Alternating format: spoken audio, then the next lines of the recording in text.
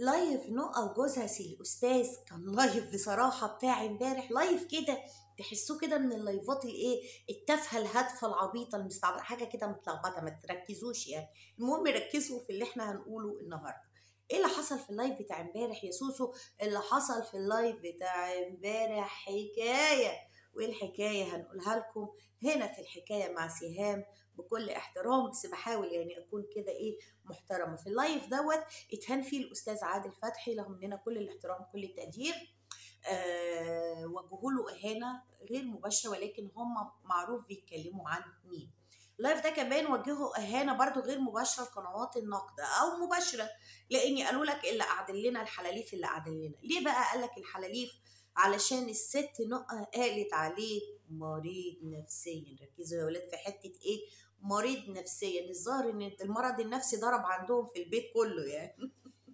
طبعا انا هبعت للاستاذ عادل فتحي اشاره، فلو موجود معانا وهيحضر معانا عرض الفيديو، فنقول له اهلا بيك يا استاذ عادل، واحنا بنتاسف لك طبعا كونك راجل كبير قد والدنا يعني، لك مننا كل الاحترام كل التقدير، وكمان احنا متابعين فيديوهاتك كلها، ولو بتوجه نقد فانت ما بتشتمش في حد وما بتغلطش في حد، وما كانش من المفروض انهم يطلعوا يجرحوا ويهينوا في حضرتك. فاحنا كاولادك بقى قناه النقد بنتاسف لك وبنقول لك احنا متاسفين لحضرتك. وعلى فكره يا جماعه انا كان في فتره من الفترات وقت ام زياد ما كانت متوفيه وكنت بعمل نقد، انا كنت دايما بعلق كمان على استاذ عادل، لان كان في الوقت دوت كان بيعمل نقد دايما في صف حمدي ووفاء والاسره واسره الحاج جابر، فانا كنت مختلفه معاه طول الوقت في الموضوع ده.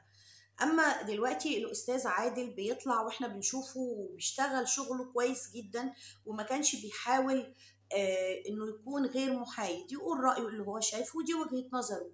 كونوا بقى ان الناس تطلع تغلط فيه بالطريقه القذره دي، وايه اللي حصل وايه اللي جرى هنقوله كل ده في الفيديو، لان الفيديو بتاعنا النهارده مهم جدا. علشان امبارح حصلت حاجتين في اللايف ده، اني بعد ما كانت قاعده جنبه نقه وقامت رجعت مش طبيعيه.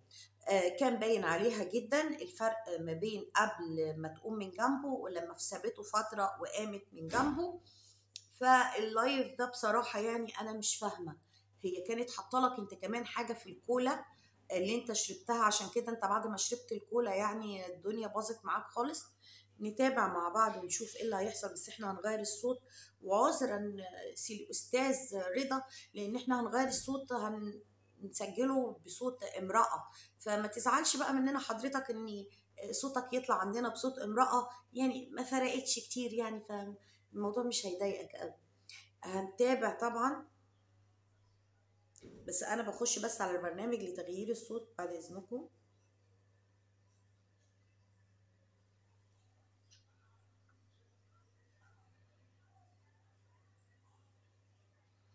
السلام عليكم ورحمة الله. طبعا صوته باين وصوتها هيبقى باين، بس الصوت نفسه متغير. بسم الله توكلنا على الله، ولا حول ولا قوة إلا بالله. حد موجود عالم وهنا بالتوفيق إن شاء الله. شكرا جزيلا. انا معليه على الاخر، انا بس هجري الفيديو شويه علشان هو اول الموضوع، انا هقول لكم اوله، بس نجري كده شويه. قعدوا طلعوا نص ساعة طلعوا هم ما همش عارفين هم طالعين ليه ولا بيعملوا ايه، هم طالعين يهرتلوا وخلاص، وكل ما تيجي تتكلم يخبطها في رجليها كده من تحت يعني خراسي وحاجات سخيفة، ودايما طول الوقت هش، بس ما انتش طايقها نطلعها معاك ليه؟ احنا شبعانين منها اصلا. حسب الله عليك، تطلع لنا على شهرزاد وبتطلع لنا على القناه الكبيره يعني، الله اكبر، احنا ما احناش يعني لاحقين نتفرج عليه، قنوات النقد كلهم مش لاحقين يتفرجوا عليها يعني، فهي بسم الله ما شاء الله يعني ما تتوصاش في الظهور. فلما تحب تطلع بدل ما بتقعدوا شكلكم زباله انتوا الاتنين كده، وهي قاعده كانها واخده بالجزمه القديمه كانها قاعده في فصل، وانت عمال تشخط وتنطر وتضرب وتخبط وتبرق لها وتبص لها وتقول لك بصيت لي، طب بصي لي، طب قول لي، طب حبيني، حاجه مسخره ولايف مسخره بمعنى الكلمه يعني. وما تطلع لوحدك. طب مش هي دي القناه حضرتك اللي قلت انا مش هشتغل عليها، وقلت انا مش هخليها وهحذفها خالص بعد ما ارجع لنقه، ونقه مش هتتكلم تاني لا لا في نقص ولا في رقص ولا في اي حاجه، بس الظاهر ان انتوا كده يعني اقول ايه بس نرجع ونقول ان انتوا عمركم ما تقولوا كلمه وتصدقوا فيها، لان انتوا كذابين، وانت بالذات كذاب اتعلمت منها الكذب. بتحاول تطلع تبين ان انت محترم، ولكن بعد اللايف اللي انا شفته ده يعني مفيش اي احترام. لما مراتك تقوم تشرب وتسكر وترجع لك في 5 دقايق كده وتجيب لك ازازه الكوكاكولا اللي لما فرقعتها قالت لك الله اعمل الصوت ده تاني، رحت باصص لها كده وضحك وقلت لها استغفر الله العظيم. كنت تقصد ايه؟ كنت تقصد ايه؟ وهي كانت بتقول الله على ايه؟ على ان صوت ازازه الكولا وهي بتفتح عامله زي ازازه الشمبانيا، ازازه البيره، فهي واخده على الصوت ده. ظاهر انتهي ليها شمبانيا يعني. فظاهر ان حضرتك التكه دي هي عارفاها، ومحدش يخش يسالني انت عارفه يسالني ايه، ومحدش يخش يسالني انت عارفه ازازه الشمبانيا ازاي من الافلام يا جماعه والنبي. ما الحكايه مش ناقصه اصلا، من الافلام والطرقعه دي بنشوفها في كل الافلام اللي بتدور حوالينا يعني. فهي اول ما عمل بصباعه كده في ازازه الكولا راحت بص له كده قالت له الله بحب الصوت ده قوي اعمله تاني. راح بص لها كده وقال لها استغفر الله العظيم. قالت له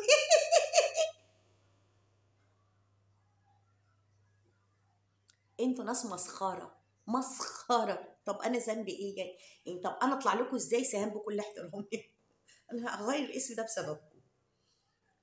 نعدي كده نص ساعه الهري الهري. هم هنا بقى هي عشان عبيطه هي بتقول لهم ايه؟ ما انت اصل انت عمال تخبطني كل شويه من في رجلي. طبعا هي بتقول اللي بيحصل فعلا يعني، في الحته دي بتقول اللي بيحصل، بس طالعه قال ايه بطريقه هزار يعني، بس هو ده اللي بيحصل. كل شويه يخبطها في رجليها من تحت، يعني اسكتي اتلكي اخرسي اضبطي اي حاجه يعني. فكما في المسخره والله العظيم بصراحه يعني. طالعين اول نص ساعه قاعدين ساكتين وهو متكتف كده، ومالك يا حبيبي؟ سخن قلبي ياما قلبي. لا مش سخن ولا حاجه، بس يعني حاجه تانية حاجه تانية. نكمل، لاني بعد ما قامت ورجعت كان اللايف حاجه تانية يا ولاد. اتنقلنا من مرحله الى مرحله، من مرحله ان احنا مش طايقين بعض الى مرحله ان احنا قلالات الادب. يعني هو قليل الادب وهي قاعده جنبه في عالم تاني، في خيال تاني. يا وكستك يا وكستك يا وكستك. في الفيديو ده عمال بيوجه اهانات كتيره قوي للاستاذ عادل فتحي وقنوات النقد، فاحنا هنرد عليه نشوف مين الحلاليف ومين اللي ينطبق عليه هذا الاسم. لا حول ولا قوة إلا بالله. أنا قاعد ملكفت نفسي تعبانة. اسأل أنا شافت رجلك شافتها إزاي؟ لا حول ولا قوة إلا بالله. عليه أفضل الصلاة والسلام. يا ابني كنا بنتكلم زمان باللايف. ما أنا كنت أنا تعبانة. كلمني أنت. أنا تعبان. أنت تعبان؟ أجيب لك بالشمس؟ اتكلمني وخلاص. الساعة عندنا هي 8:44. 8:44 وهنا إن شاء الله هي. أنا هقرأ وأنت ارتاح. مش لاقيين كلام يقولوه، طالعين ليه؟ يوميات يومك أحلى ولا يومك أحلى مع ليلى مثل إحنا شايفين. أنا ما بزغتش يا جماعة، أنا غلبان. كان قاعد ماسك نفسه. المحبة والمودة وربنا يخليك كان قاعد كويس جدا. ربنا يخليكي وفاء. اسمعي كلام رضا وخليكي من التعليقات. حاضر. لازم تعملي ترجمة فيديوهات مسجانو. ما انا بقول في الفيديو بيقول ايه مسجانو، فعايزيننا نترجم لكم بيقول ايه مسجانو؟ لا يا حبايبي انتوا شغلوا الفيديوهات وترجموا. هي مش هتقول لكم الحقيقه مسجانو بيقول ايه، هي بتحرف كتير. وعلى طول انتوا اتحسدتوا. احنا من ناحيه اتحسدنا. أيوة. ده عشان يرجع زي الاول عايز سنين. لا وانتي كمان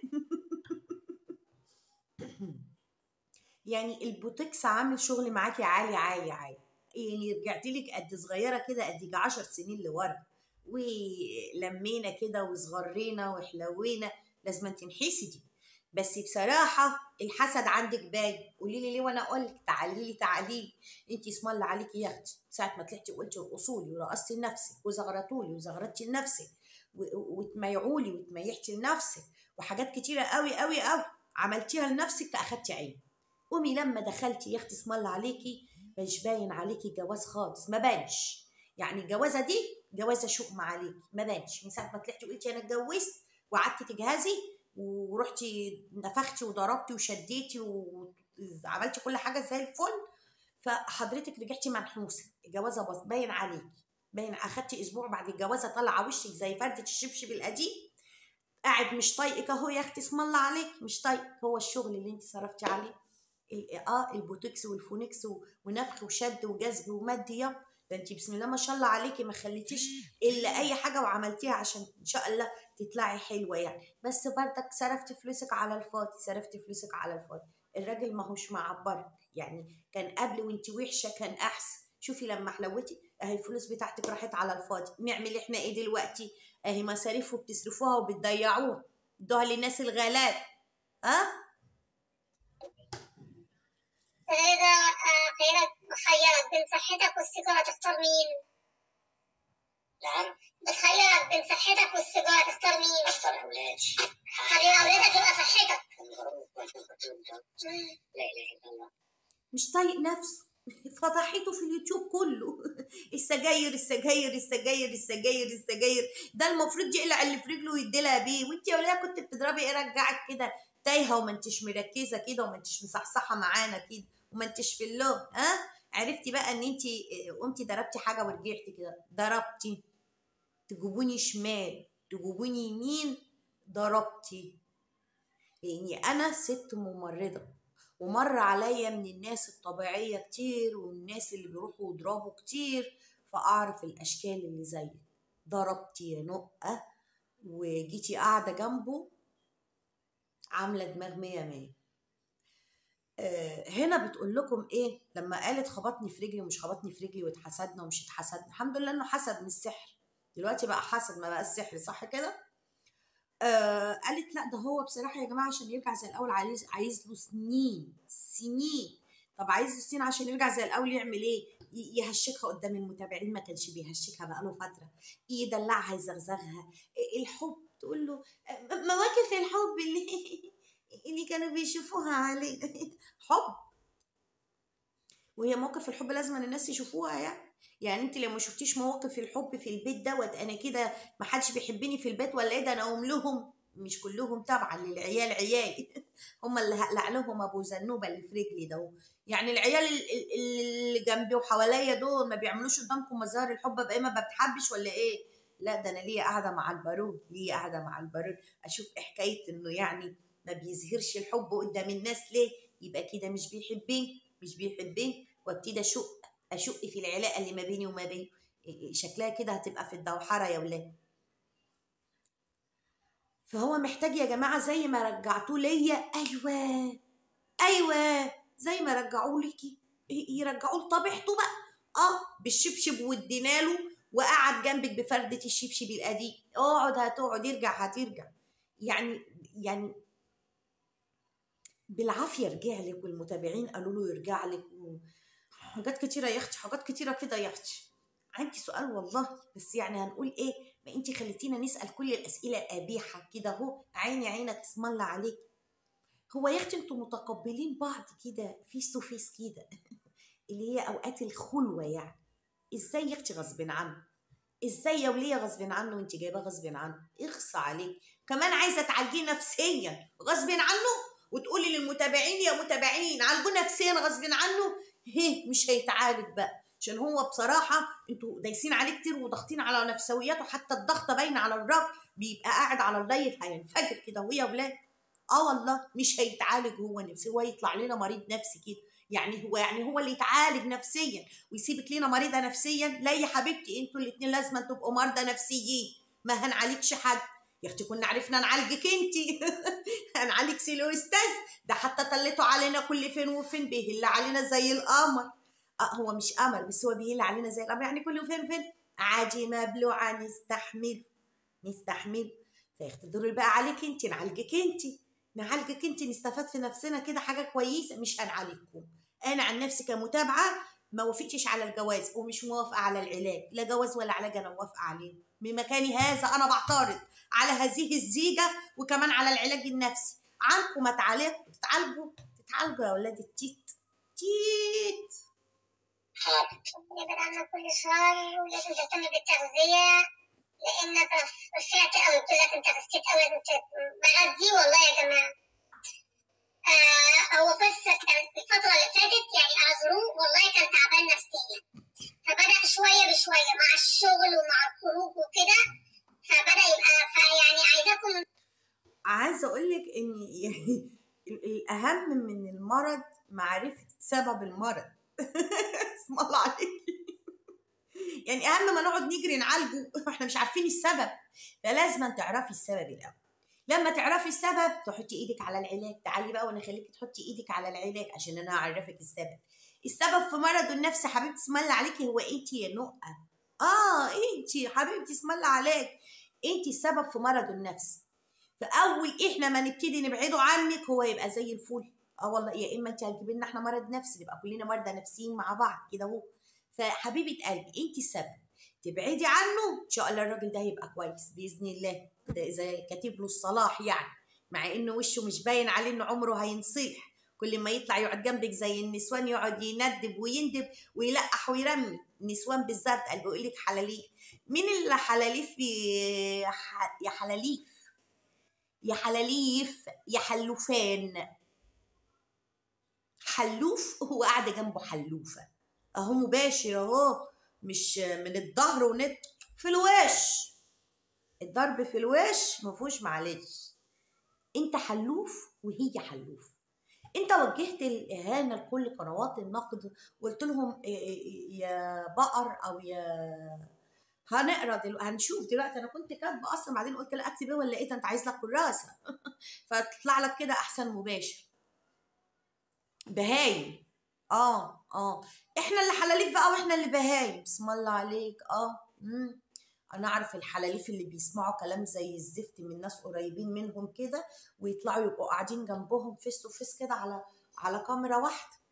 ده اللي انا اعرفه، ان الراجل لما يتوجه له اهانه من واحده ست حتى لو ميراته واهانه كبيره في الشرف وتخص ولاده من زوجه تانية من ام تانية وتتهم ام اولاده في شرفها وتتهم امه انها اريال معرضه يعني على مراته وتقول حاجات كتير ويعدي ويسكت ويطلع ويقعد وياكل ويشرب ويقوم وياكل ويقلع ويستحمى وينام. بيتهيألي هو ده الحلوف. اما الحلوفه ما نتعالى وانا اقول لك تجيني انا اقول لك على طول. تجيني اقول لك على طول مش هخبي عنك اي حاجه. ده انا طالعه لك وانا تعبان علشان اعرفك هم مين الحلاليف البهايم.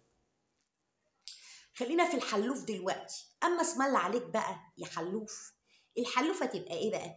الحلوفه اللي راجل يتف عليها يتف على كتفه كده اهو ويبان قدام الناس انه تافف عليها وانه مديلها بالجزمه وانه مش عايز يبص في خلقتها وبعيد عنك ليه ما انت حلوف. واسم الله عليك يا اخويا اسم الله عليك اسم الله. تطلع بردك قدام كل الناس وتقول لك ايه الا هو يا بابا الا هو يا بابا. يعني ان الكلام مأثر في جلدها تخين كده زي الحلاليف.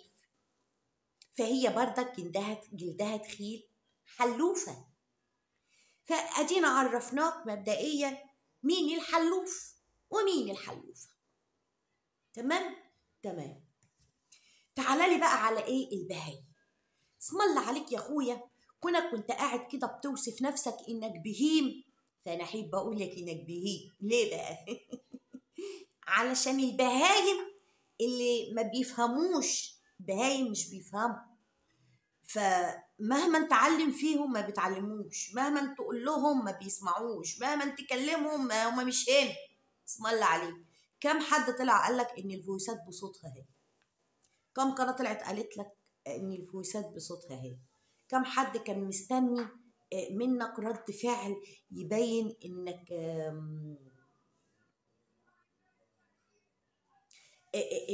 يعني ايه هقول لك انك مش بهيم. يعني عارفه يا جماعه اروح اجيب بس الحاجه عشان عايزه اجيب له الكلمه مظبوطه يعني. هي البهايم فالبهايم حضرتك اللي ما بيسمعوش اي حاجه في اي حاجه، ما بيشوفوش ما بيفهموش، بهايم مش ذو عقل كده زي البني ادم. فاسم الله عليك، كم حد بقى طلع قال لك ان الفويسات دي بصوتها وانها بتهين في اولادك وشرف اولادك وسمعه اولادك، ها، وبتجرح في اولادك وقطعت شرف. عندك بنتين وعندك ولد، البنت هتروح في بيوت رجاله والولد هتروح تناسب له من بيوت رجاله، ولا انت هتروح تحط ايدك في نسوان؟ يعني كده كده لازما هتخش على ناس في بيوت فيها رجاله، والفلاحين يعني الفلاحين السيره بتبقى ضاربه في كل حته. فانت ما بالك انها طلعت اولادك ست شمال، وخدت في عرض وشرف ست لا قادره ترد على نفسها ولا قادره ولا عندها قناعه. طلعت ولادك اولادك وان هم خلاص سمعتهم بقت وحشه وعيالك مرضى نفسيين وبتشتكي من ولادك مر الشكوى. طلعت امك معرضه كبيره، بسم الله ما شاء الله الله اكبر يعني. طلعتك اريال ودلدول وطرطور وعديم الشخصيه وعديم الكرامه وكل الحاجات. سمعت لكل الناس دي اخدت رد فعل؟ البهايم هي اللي ما بتاخدش رد فعل، بل بالعكس البهايم ليها اكيد ردود فعل، انما انت ما وصفتش على اي بهيم انا شفته يعني بجد حقيقي. اما بقى البهايم النساء يعني فهي برضك بسم الله عليها. كم مره قالوا لك السندوتشات الشاورما فيها ايحاءات ونحاءات؟ يا ذكر يا ذكر يا ذكر، يا اللي المفروض انت راجل مصري يعني الايحاءات دي انت عارفها معناها ايه. وفيديو الشاورما اللي انت عمال بتوجه للاستاذ عادل فتحي الاهانه وتقول له واحده بتاكل سندوتش، يا عديم الاحساس والنخوه والكرامه، بتاكل السندوتش وبتعمل ايحاءات قله ادب بصوتها. فين رجولتك وشهامتك يا نطع؟ ها، دي اضافه مني انا. انت بتقول علينا احنا حلاليف، انا بقولها لك وش برضه. عرفت مين الحلاليف؟ عرفت مين البقر؟ ومبروك عليك اللقب التاني الجديد لسه قايلهولك. تستوعبوا الايام او الظروف اللي احنا مرينا فيها، هو لا دمه تقيل ولا غلس ولا اي حاجه، والله العظيم ده اطيب قلب في الدنيا، ومش عشان هو قاعد جنبي لا، انا لو مش متاكده ان هو انسان طيب ودمه خفيف ورحيم انا ما كنتش ابدا رجعت. دي مش طيابه اسم الله عليك انت، بس عشان من لسه قايله لكم ان انتوا بقر وحلاليف ما بتفهموش، بعيد عنكم يعني مفيش فهم خالص، ان شاء الله ما تفهموا ابدا. هو مش طيبه اللي فيه ده، مش طيبه اللي انت بتتكلمي عليه ده، مش طيبه، ده عدم نخوه. ها، ده حاجه كده طرطوره كده، حاجه كده هلهوله في ايدك كده، تحطيه تقعديه تطلعيه تقوميه تنيميه تطلقيه ترجعيه، ولا ليه اي لازمه، حاجه كده ملهاش مسمى. انما طيب لا، الطيب بيبقى طيب في التعامل مع كل الناس، وممكن يبقى عصبي بس انت لامسه طيبته، انما يكون راجل محترم. فبعيد عنك يعني انت هتجيبي او هتعرفي الحاجات دي منين؟ ما مرتش عليكي بتهيألي. لكن دي مش طيبه، دي مش طيبه، دي خيابه، ده راجل خايب. صراحه بس هو مر في ظروف وحشه، والراجل مش زي الست. يعني انا مريت في 4 شهور نفسيا كنت وحشه جدا، وياسمين تشهد على الايام اللي كنت عايشاها والبكا والله عارفه. ها يا قلبي انت عارفه مش عايشه الله فاكره لما كنت تعبانه وكنت بتعيطي معايا؟ مش انا كمان.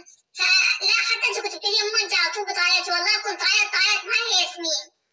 فالراجل مش زي الست. يعني انا الحمد لله بحاول اطلع من موضوع، مش عايزه اتكلم تاني في موضوع الطلاق، بس موضوع الطلاق كان صدمه لينا كبيره بجد، وفي ناس وقعوا بينا كتير وفي افتراءات وكده، فهو جات له صدمه. انتوا شايفينه خاسس اهو وانا خسيت. انا بشوف الطلاق كلها. تقولك في ناس وقعوا بينا كتير، مين الناس دول يعني اللي وقعوا ما بينكم؟ اطلعوا لنا بحد كده، امسكوه في ايدكم كده، امسك حرامي واطلعوا لنا بيه، قولوا لنا فلان الفلاني ده جه قال لرضا كلمتين وجه قال لنقى 3 كلمات فوقعوا ما بيننا، شيلوا النفوس. لا، هو مش الناس وقعوا ما بينكم، لسانك اللي عايز قطعه، اللي هو طول الوقت مش عارف يعمل لك كنترول عليه، لدرجه حتى قلتي عنده كورونا زي صاحبه، تعادى تعادى، قال لك انت ما بتمسكيش لساني. انت عبيطه. الضحكه دي ضحكه قذره جدا يعني. محدش قالك ان الضحكه دي ضحكه وحشه؟ الناس قالوا لك ضحكه حلوه؟ خليكي انت دايما بتحبي تسمعي الناس اللي بيقولوا لك على طول ان انت حلوه. مفيش حد على طول حلو. انا نفسي في ناس بتخش تقول لي انت وحشه، في حاجات بيتقبلوها فيا وفي حاجات ما بيتقبلوهاش فيا. انا نفسي في حاجات يعني لما بضحك واتكلم واسمع نفسي انا ما بحبش نفسي خالص، لان الكلام ما بيبقاش مفهوم مني، فبيطلع الكلام بصوت مش كويس، بطريقه مش كويسه، فعادي. انما طول الوقت هقعد اسمع للناس اللي بيقولوا لي يا حلوه يا مسكره. طب ما انت كده يعني في حبه اللي قاعدين في قناتك بيكتبوا لك بيقولوا لك يا حلوه يا مسكره، في 100 قناه طالعه تقول لك احترمي نفسك، كل اللي انت فيه ده غلط. ولكن احنا عايزين مشاهدات، ود من طين وود من عجين. الراجل مش زي الست بتحاول تخرج من الازمه عشان الاسره بتاعتها محتاجه لها وعيالها محتاجه لها والحيوانات محتاجه لها، اما الراجل صعب شويه يرجع زي الاول. يعني احنا عايزين بقى انتوا تضحكوه، انتوا اللي تضحكوه وانتوا اللي تفرفشوه وانتوا اللي تخلوه يرجع زي الاول. مش هبقى انا لوحدي، انتوا تساعدوني زي ما ساعدتوني نرجع، تساعدوني ان تفرفشوه كده، بدل ما تخشوا تقولوا له مثلا دمك تقيل او ليه مش عايز تتكلم. لا، انتوا لازم تتعاملوا معاه كده كانه واحد تعبان نفسيا وتعالجوه. بس يا جماعه هتلاقي الحلاليف ماسكين الكلمه، الحلاليف هيمسكوا الكلمه دلوقتي. بطل بقى تصريح. المهم يا جماعه، اللهم صل على رسول الله. انا كويس يا جماعه ومية مية اهو. هي بتهزر معاكم عشان ايه؟ البهايم اللي هتطلع تتكلم ده الباقي كتير. مش هعمل روتين انا اكل والكلام ده يا جماعه، ما بعملوش، خلاص انتهى. هي هنا بقى قامت من جنب لما هو قال لها ايه مريض نفسيا دي، انت الحلاليف هياخدوها علينا ويمسكوها، الحلاليف البهايم البقر هياخدوها علينا ويمسكوها. قامت جريت من جنبه، اختفت 5 دقايق وقعد هو يهرتل شويه ويشتم شويتين تسمعوا، وبعدين كانت قعدت جنبه مش طبيعيه. حضراتكم روحوا ركزوا وشوفوا المقطع ده. نقة سكرانة على اللايف يا محترم. عرفتي مين الحلاليف؟ ها؟ الحلوف اللي مراته تشرب خمور تقعد جنبه على اللايف. عرفت ولا ما عرفتش مين يبقى الحلوف بالظبط؟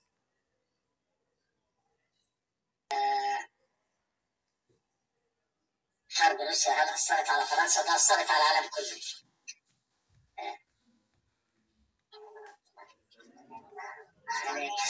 يا اخي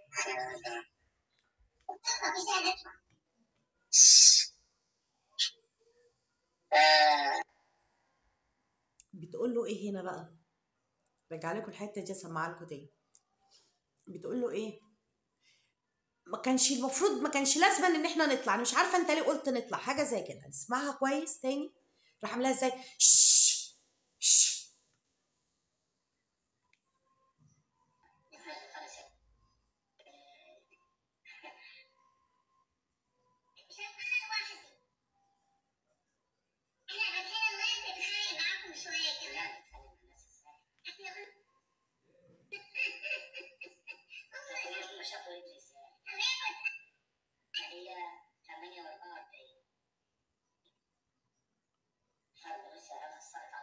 أثرت على العالم كله.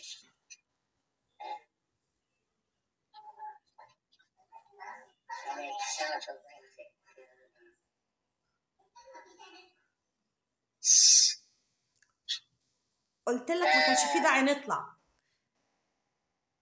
هي ما كانتش عايزاه يطلع وهو صمم انه يطلع، عايز يشغل القناه بقى. اللي كان بيقول لك هرميها في الزباله، صح؟ شديها لحد هرميها في الزباله. عايز يشغل القناه يعمل لايفات. عاجبكم؟ انا ما عنديش حاجه ومش محضر حاجه ومش هنقول حاجه، احنا نقعد نهري مع بعض كده. لا انتم محضرين حاجه ولا انتم عارفين تقولوا للناس ايه، وقاعدين مش طايقين نفسكم، وقاعدين عمالين تطلع منكم كوارث وغلطات، وتضرب في رجليها وتقول لناس بيضربني في رجلي، وتقول لك حبني وما انتش طايقها، وتبص لها تحط ايدك على بتبعد راسك عنها، مش طايقها مش طايقها، طالعه زباله، بتطلعوا ليه؟ طبعا هي بقى راحت الناحيه التانيه تقول لك ايه، كانش في داعي نطلع، قلت لك مش هنطلع، عامله زي شش خلاصي، عايزه اطلع عشان اشغل القناه، ما انا ما عنديش محتوى اعمل فيديوهات، اعمل ايه؟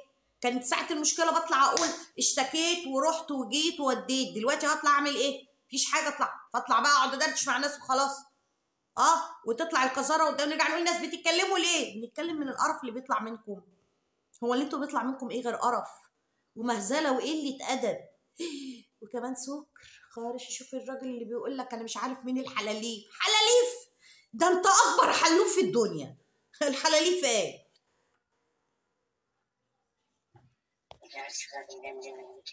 شكرا جزيلا. يا جماعه مش هطلع انا على لايف هضحك على ايه؟ مش فاهم. انا عايز سبب واحد اقعد اضحك اقول له اضحك يا بوكي مثلا طول القعده، ولا نتكلم كلام منطقي وكلام بالعقل ونشوف احنا عايزين نقول ايه.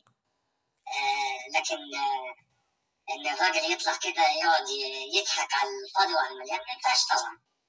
بس هو ده الموضوع. لكن لو في مناسبه للضحك او للابتسامه نبتسم.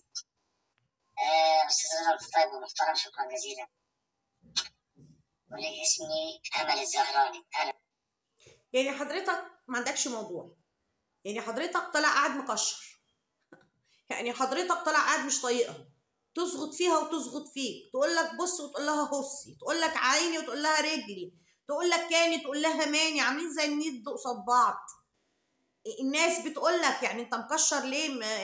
يعني اطلع اعمل حاجه مفيده، كل معاها، نقنق معاها، هق معاها، اجري ودلعها زي الاول. بتقول لك الحب ما بقاش زاهر زي الاول، اجري ودلعها وقدف لها، شيلها على كتافك وامشي بيها في قلب الجنينه وصور لنا. ما انت بردك مقصر، وادي التاثير طالع اهو، الست هتوجه هتقول يا جاي قدام الناس على الكاميرا. طالع ليه؟ بتلوم على الناس ليه؟ قلت لهم يا جماعه انا مش هطلع انا اكل على لايف واطلع اضحك ليه؟ طب طالع لا عايز تضحك ولا عايز تتكلم ولا عايز تتنفس، وبتشخط فيها، تطلع منكم قذورات وقمه في قله الادب وسفاله. حضرتك طالع ليه؟ بتلوم على الناس ليه؟ اما انت لا عايز تضحك ولا لاقي حاجه تضحك عليها، تطلع تنكد على الناس وخلاص؟ لا يخيبك الراجل. سهلا. فانا بحب اتكلم يا جماعه في الحاجه المظبوطه. يعني مش هطلع انا افتح بقي ليل ونهار واضحك معاكم على ايه ما اعرفش. يعني المفروض لما نتكلم او في مناسبه ضحك فيه جمله للضحك اضحك عادي. يعني ما فيش حد ماسك. احب افهم حضرتك، بس بعيد عنك الحلاليف هتفهم ازاي؟ احب افهم حضرتك على حاجه. اي انسان بيفتح فيديو يصور كاميرا عنده حاجه هيقدمها، يا هيطلع يضحك، يا يطلع ياكل ويتمرقع زي مراتك مثلا، يا هيطلع يصور يوميات، يا هيطلع يقول نقد، يا يطلع ينتقد حد. يا عم حتى لو انت مش مسمي ده نقد، هيطلع يا عم ينم على حد قدامه. فاتح الكاميرا لسبب، انما فتحة الكاميرا بدون سبب دي تبقى قلة ادب. حضرتك عايز تتناقش مع الناس في فيديو، حد بعت لك كومنتات عايز تطلع ترد عليهم بلايف، اوكي عندك سبب بتفتح الكاميرا. انما اسم الله عليك فتحة الكاميرا من غير سبب بتبقى برضو زي الضحك اللي كان من غير سبب في فيديو المغربية، بتبقى قلة أدب. فحضرتك طالما ما عندكش حاجة لا تطلع تقولها ولا تطلع تقدمها ولا عندك موضوع تتكلم فيه، فتح الكاميرا ليه؟ اما بتقولي الناس يعني نطلع نتكلم في حاجه مفيده، طب ما فتحتش واتكلمت في حاجه مفيده ليه؟ ما عندكش حاجه مفيده بتطلع ليه؟ نطلع نضحك، انا هضحك على الفاضي وفي حاجه تضحك؟ ما عندكش حاجه تعملها كوميدي للناس تضحك الناس، بتطلع ليه؟ ما عندكش نقد تتكلم، بتطلع ليه؟ حضرتك ايه لازمتك ان انت تفتح القناه وتطلع؟ عارف القناه بتاعتك دي جابت 100,000 على حس مين؟ على حس شرف اولادك، وعلى حس شرف اولادك، وعلى حس شرف اخواتك، وعلى حس شرف امك الست الكبيره اللي ولدتك. انا لو حد قال كده على امي، لو جوزي انا، لو جوزي قال كده على امي، لو جوزي قال كده على امي ما اقعدش معاه ساعه واحده. هو في بعد الام والاب والابناء والاولاد يا راجل؟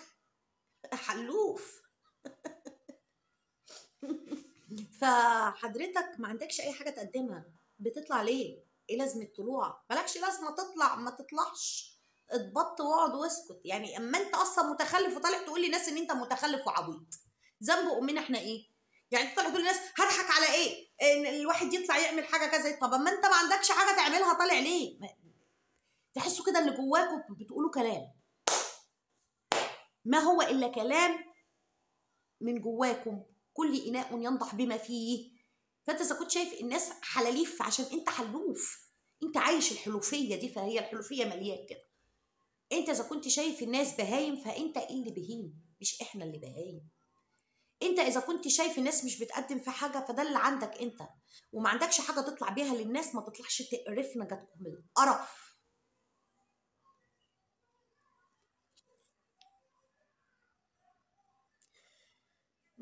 طيب احنا شفنا يا جماعة 31 دقيقة من هذا اللايف. هنكمل لكم في الفيديو التاني عشان الفيديو ده ما يطولش عليكم.